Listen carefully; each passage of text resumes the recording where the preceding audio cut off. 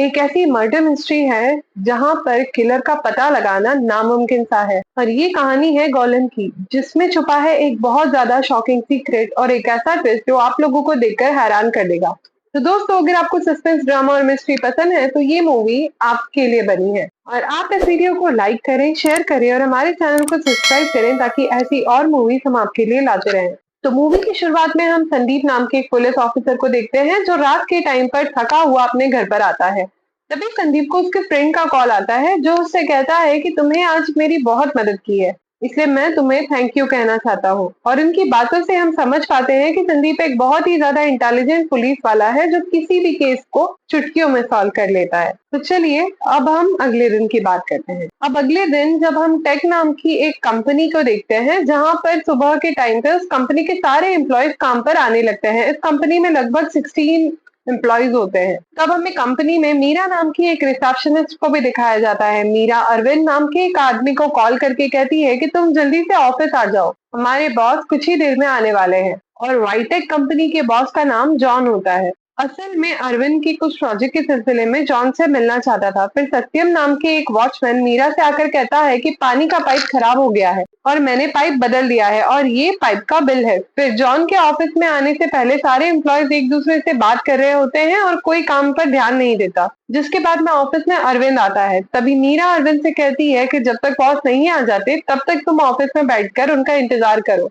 तभी अरविंद को गोपी नाम की एक एम्प्लॉय पसंद आ जाती है और वो गोपी को इम्प्रेस करने के चक्कर में लग जाता है। फिर मीरा सीसीटीवी कैमरे में जॉन को आते हुए देखती है तो मीरा के सारे एम्प्लॉय से कहती है कि बॉस आ रहे हैं, इसलिए सब लोग अपना अपना काम करने लग जाओ। जॉन का नाम सुनते ही सारे एम्प्लॉय जल्दी से अपना काम करने लग जाते हैं। जिसके बाद में जॉन ऑफिस में आता है और देखता है कि महेश नाम का एक एम्प्लॉय अभी तक काम पर नहीं आया। तो जॉन मीरा से पूछता है कि महेश अब तक ऑफिस क्यों नहीं आया। मीरा कहती है कि आज महेश थोड़ा सा लेट हो जाएगा, वो थोड़े टाइम में ऑफिस आता ही होगा। फिर हमें महेश दिखाया जाता है और महेश अपनी साइकिल से ऑफिस आ रहा था। और तभी महेश को उसकी माँ का कॉल आता है तो महेश ऑफिस के बाहर ही अपनी मॉम से बात करने लगता है। जिसके बाद में मीरा अरविंद को लेकर ऑफिस मैनेजर राजीव के पास आती है और मीरा राजीव से कहती है कि बॉस ने कहा था कि तुम अरविंद के साथ मिलकर मीटिंग रूम में प्रोजेक्ट की बात करो और बॉस कुछ भी ही देर में मीटिंग रूम में आ जाएंगे। तब अरविंद और राजीव प्रोजेक्ट की बात करने के लिए मीटिंग रूम में चले जाते हैं। अब कंपनी में सारे एम्प्लॉयज अपना अपना काम कर रहे होते हैं और कुछ ही देर में लंच टाइम हो जाता है। तभी अल्बर्ट, गोपी और सागर चाय पीने के लिए कंपनी के नीचे जाते हैं। वहीं कंपनी में शांति नाम की एक मेड सारे एम्प्लॉयज को कॉफी दे रही होती है। अब शांति जब जॉन को कॉफी देने जाती है तो गलती से जॉन की शर्ट पर कॉफी गिर जाती है। तो जॉन अपनी शर्ट को साफ करने के लिए वॉशरूम में चला जाता है और शांति सारे एम्प्लॉयज को कॉफी देने के बाद में साफ सफाई के काम में लग जाती है। इधर राजीव मीटिंग रूम में काफी टाइम जॉन का इंतजार कर रहा होता है तो वो एक एम्प्लॉय से पूछता है कि सर कहाँ है। वो एम्प्लॉय बताता है कि सर तो वॉशरूम गए हैं। तभी राजीव वॉशरूम के बाहर जॉन का वेट करने लगता है, लेकिन काफी देर वेट करने के बाद में भी जब वॉशरूम का गेट नहीं खोलता तो राजीव को कुछ गड़बड़ लगती है। फिर राजीव वॉशरूम का दरवाजा तोड़कर अंदर जाता है तो वॉशरूम के अंदर जॉन की लाश पड़ी हुई होती है। ये देखकर वो काफी ज्यादा घबरा जाता है और यहाँ पर जॉन के सर से काफी ज्यादा खून बह रहा होता है, जिस पर सारे एम्प्लॉय पुलिस को कॉल करके वहां पर बुला लेते हैं। अब इंस्पेक्टर संदीप अपने ऑफिसर्स के साथ में वाईटेक कंपनी में आते हैं और वहां पर सारे एम्प्लॉय जॉन की लाश को अच्छे से चेक करने लग जाते हैं। तभी संदीप को कमिश्नर का कॉल आता है जो उससे कहता है कि जिसने भी जॉन को मारा है तुम्हें उस खूनी का पता लगाना होगा। फिर वहां पर ऑफिसर संदीप से कहते हैं कि जॉन की मौत फ्लोर पर गिरने से हुई है, लेकिन संदीप को ऑफिसर्स की बातों पर यकीन नहीं हो रहा था। जिसके बाद जॉन की बॉडी में पोस्टमार्टम के लिए भेज दिया जाता है। अब संदीप क्राइम स्पॉट पर अच्छे से जांच पड़ताल करता है तो साथ ही में उसे वॉशरूम के लॉक को भी चेक करता है। फिर संदीप कैमरा में देखता है और जॉन की कॉफी साफ करने के लिए वॉशरूम में गया था।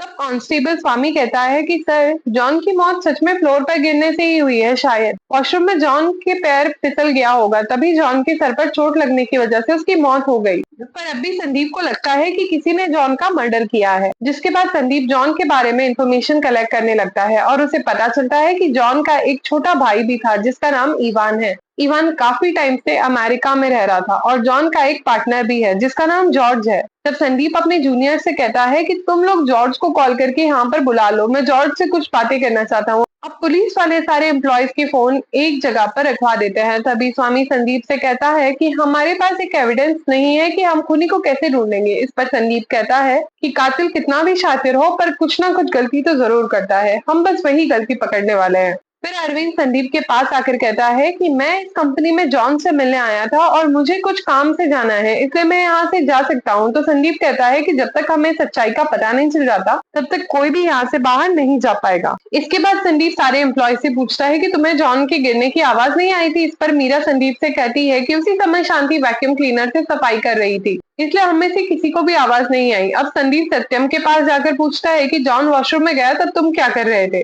सत्यम कहता है कि उस समय मैं कुछ काम से बाहर गया था। फिर संदीप शांति से पूछता है कि तुम यहाँ काफी टाइम से काम कर रही हो, ये बताओ जॉन का बिहेवियर कैसा था। इस पर शांति संदीप से कहती है कि जॉन सर बहुत अच्छे इंसान थे और सारे लोगों की मदद किया करते थे। साथ ही जॉन सर अपने एम्प्लॉयज को चाय बिस्किट भी हाफ टाइम में देते थे। जिसके बाद संदीप सारे एम्प्लॉय को एक एक करके जॉन के बारे में पूछता है, पर पूछताछ के बाद भी संदीप को कोई एविडेंस नहीं मिलता। फिर थोड़ी देर बाद संदीप स्वामी नाम के एक एम्प्लॉय को स्लीपिंग पिल लेते देखता है। तब संदीप स्वाति से पूछता है कि तुम ये पिल्स क्यों खाती हो और ये पिल्स तुम्हें कहाँ से ली है। स्वाति बताती है कि मैंने ये पिल मेडिकल से ली है और मुझे कुछ दिनों से नींद नहीं आ रही थी, इसीलिए मैं ये पिल्स खाती हूँ। फिर संदीप सोचने लगता है कि बिना किसी डॉक्टर की परमिशन के ये पिल स्वाति के पास कैसे हो सकती है, क्योंकि जब तक डॉक्टरों का प्रिस्क्रिप्शन नहीं मिल जाए तब तक मेडिकल वाले भी ऐसी दवाइयां कस्टमर को कभी नहीं देते।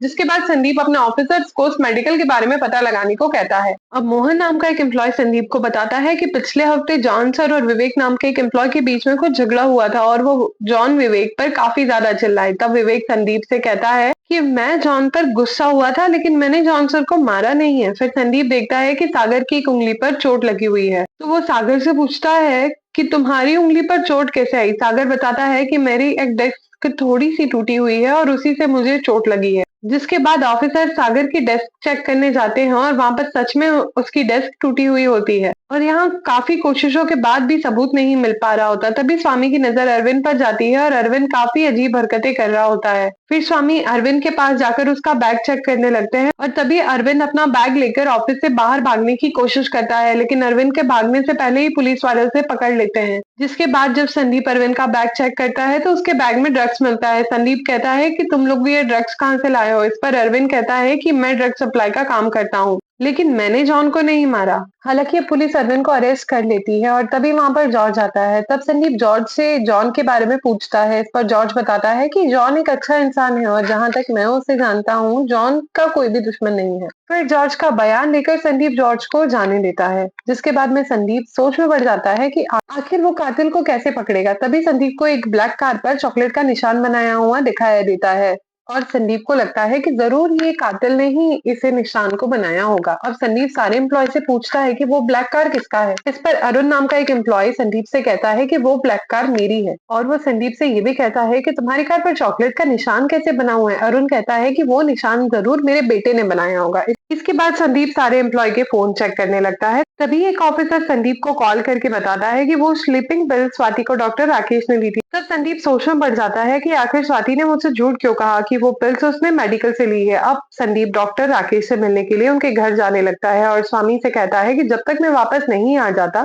तब तक तुम किसी भी एम्प्लॉय को घर मत जाने देना। फिर संदीप राकेश से जाकर मिलता है और पूछता है कि आप वीटे कंपनी में किसी को जानते हैं। इस पर राकेश मना कर देता है। संदीप कहता है कि अगर आप उस कंपनी में किसी को नहीं जानते तो टेक कंपनी के सारे एम्प्लॉय के फोन में आपका नंबर कहाँ से आया, क्योंकि संदीप ने सारे एम्प्लॉयज के फोन चेक करके देखे थे और संदीप को सारे एम्प्लॉय के फोन में राकेश का नंबर मिलता है। इस पर संदीप समझ जाता है कि राकेश जरूर कुछ झूठ बोल रहा है और वो कातिल के बारे में जरूर कुछ ना कुछ जानता होगा। अब संदीप राकेश से कहता है कि अगर आप मुझे सारी सच्चाई बता दोगे तो असल कातिल का पता लगा पाऊंगा, वरना आप भी मुसीबत में पड़ सकते हो। तब राकेश संदीप को सारी सच्चाई बताना शुरू करता है। राकेश बताता है कि मेरी पत्नी भी डॉक्टर है और एक दिन मीरा अपनी डिलीवरी कराने मेरे पत्नी के हॉस्पिटल में आई थी। जब मेरी वाइफ ने मीरा का चेकअप किया तो उसे पता चला कि मीरा का बच्चा पेट में ही मर गया है। ये बात जानकर मीरा बहुत ज्यादा दुखी हुई थी और उसे कुछ समझ नहीं आ रहा था कि उसका बच्चा पेट में कैसे मर सकता है। फिर जब मेरी पत्नी ने मीरा का ब्लड टेस्ट किया तो हमें पता चला कि मीरा के खून में रेड वायरस नाम का एक कंटेंट है और ये वायरस इंडिया के बाहर बनाया जाता है। फिर कुछ दिनों बाद एल्बर्ट और सागर भी मेरे पास आए, जिन्होंने कुछ दिनों से आई पेन और हेडेक हो रहा था। ये सब देखने के बाद में मैं सोच में पड़ गया कि आखिर वाईटेक कंपनी के एम्प्लॉयज से ये सारी प्रॉब्लम्स क्यों हो रही है। जिसके बाद में एल्बर्ट और सागर ने राकेश को बताया कि हमारी कंपनी में कुछ लोगों को कुछ ना कुछ प्रॉब्लम हो रही है, जैसे किसी का हेयर फॉल, किसी को ब्लड, यहाँ तक राकेश सारे एम्प्लॉय को अपने घर पर बुलाता है। राकेश उन सबसे कहता है कि सब अपने रेड वायरस दिया जा रहा है और मुझे लगता है कि आपका बॉस आपको ये वायरस दे रहा है। तब सारे एम्प्लॉयज राकेश से कहते हैं कि हमें कुछ दिनों से बहुत ज्यादा वीकनेस फील हो रही है, इसलिए आप ही हमें बचा सकते हैं। फिर राकेश वाईटेक कंपनी के फूड को लैब में चेक करता है तो राकेश को उस फूड के अंदर में ही रेड वायरस मिलता है, जिस पर वो सागर को कॉल करके कहता है कि तुम कैसे भी करके जॉन की पेन ड्राइव मुझे लाकर दो, जो वो तुम सबसे छुपा रहा है। जिसके बाद में सागर जैसे ही राकेश को जॉन के पेन ड्राइव लाकर देता है तो उस पेन ड्राइव में राकेश को जॉन के बारे में, ईवान के बारे में सब कुछ पता चलता है। ईवान अमेरिका में एक वी फार्मा कंपनी नाम चला रहा था। वो ईवान ने रेड कॉन्टेंट नाम का एक वायरस बनाया और उस रेड वायरस के साइड इफेक्ट को चेक करने के लिए ही जॉन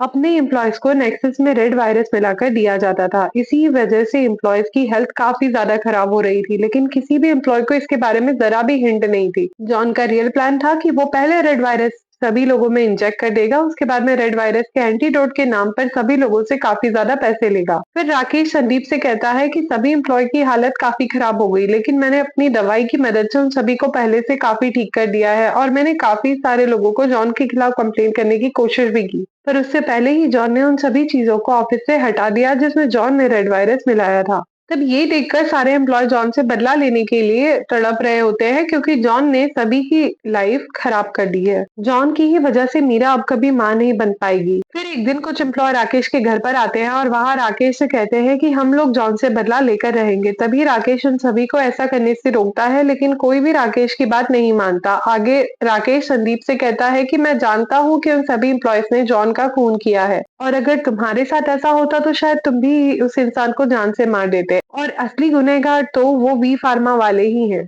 अब संदीप उन सभी एम्प्लॉय के बारे में जानकर काफी ज्यादा इमोशनल हो जाता है और वो फैसला करता है कि उन एम्प्लॉय को सजा नहीं देगा। फिर संदीप ऑफिस में आकर सभी एम्प्लॉय को अपने अपने घर जाने को कहता है, क्योंकि उन सभी एम्प्लॉयज की मजबूरी को वो समझ सकता था। जिसके बाद अपनी पोस्टमार्टम में संदीप को पता चलता है कि जॉन को अस्थमा की प्रॉब्लम थी और जॉन को सांस फूलने की वजह से उसकी मौत हो गई। तभी संदीप सभी एविडेंसेस को अपने दिमाग में जोड़ने लगता है। असल में वो इस बात का पता लगाना चाहता था कि आखिर एम्प्लॉयज ने जॉन को कैसे मारा होगा। तभी संदीप ने अपने मन में सारे इंसिडेंट को इमेजिन करने लगता है और फिर हमें फ्लैशबैक दिखाया जाता है कि कैसे सारे एम्प्लॉयज ने मिलकर जॉन को मारा होगा। एक रात अल्बर्ट और सागर से कहता है कि हमें जॉन को आने जाने की टाइमिंग पता करनी होगी और उसी हिसाब से हम जॉन को मारेंगे। तभी सारे एम्प्लॉय जॉन के हर एक मूवमेंट को ऑब्जर्व करने लगते हैं, जिसके बाद में सभी एम्प्लॉयज जॉन को मारने के लिए एक दिन डिसाइड करते हैं। महासागर सभी से कहता है कि हम ऑफिस में हर जगह कार्बन डाइऑक्साइड के पाइप लगा देंगे और जब भी ऑफिस में आग लगती है तब कार्बन डाइऑक्साइड अपने आप रिलीज होने लगता है। हमें जॉन को वॉशरूम में किसी तरह बंद करना होगा और एक पाइप की मदद से आग के धुएं को वॉशरूम तक पहुंचाना होगा। फिर वॉशरूम में अपने आप कार्बन डाइऑक्साइड निकलने लगेगी और वॉशरूम में घुटन के मारे जॉन की मौत हो जाएगी। अब अगले दिन सत्यम पाइप को एक वॉशरूम के पाइप से जोड़ देता है। सागर अपनी कार को कैमरे के सामने लगा देता है, जिससे कैमरे में कुछ भी रिकॉर्ड नहीं होता। फिर शांति जॉन की कॉफी मशीन में एक छोटा सा टिश्यू डाल देती है, जिसके बाद स्वाति जॉन के वॉशरूम का लॉक अच्छे से चेक कर लेती है और अरुण सभी से कहता है कि जब जॉन वॉशरूम में जाएगा तब हम वॉशरूम को बाहर से लॉक कर देंगे। अब सागर कार्बन डाइऑक्साइड सिलेंडर को टॉयलेट के पाइप से कनेक्ट कर देता है और सभी एम्प्लॉय जॉन के सामने नॉर्मल रहने की एक्टिंग करते हैं। फिर जब जॉन कॉफी पीने जाता है तो उसके कपड़े पर कॉफी गिर जाती है, जिसके बाद जॉन कॉफी साफ करने के लिए सीधे वॉशरूम की तरफ भागता है। तभी सत्यम वॉशरूम के पीछे से एक धुआं कर देता है और धुएं की वजह से CO2 छूटने लगती है और इसी वजह से जॉन की सांस फूलने लग जाती है और दरवाजा खोलने की कोशिश करता है, लेकिन दरवाजा नहीं खुलता और जॉन वॉशरूम में ही फंस जाता है। तब अस्थमा की वजह से जॉन की मौत हो जाती है। फिर जॉन को मारने के बाद में एम्प्लॉय सारी चीजों को वापस से ठीक कर देते हैं और इसी तरह उन पर किसी को डाउट भी नहीं होता। हालांकि कोई भी एम्प्लॉय अपने प्लान के बारे में राजीव को नहीं बताता। फिर जब राजीव जॉन से मिलने वॉशरूम में जाता है तो वहां पर जॉन की लाश मिलती है और सभी को लगता है कि जॉन की मौत पैर फिसलने से हुई है, जिसके बाद में सारे एम्प्लॉयज ऐसा नाटक करते हैं कि उन्हें कुछ पता ही नहीं था।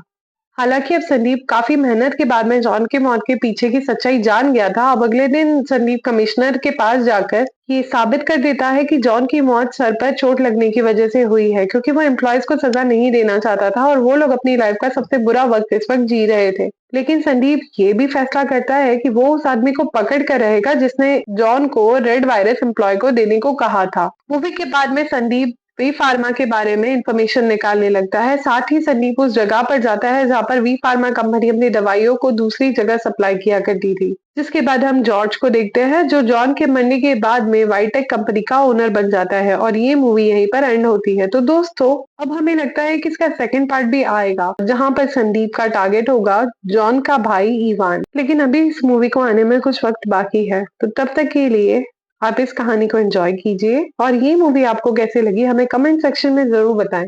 और ऐसी आने वाली और काफी सारी मूवीज के लिए कीप वॉचिंग थ्रिलर एक्सप्लोरर।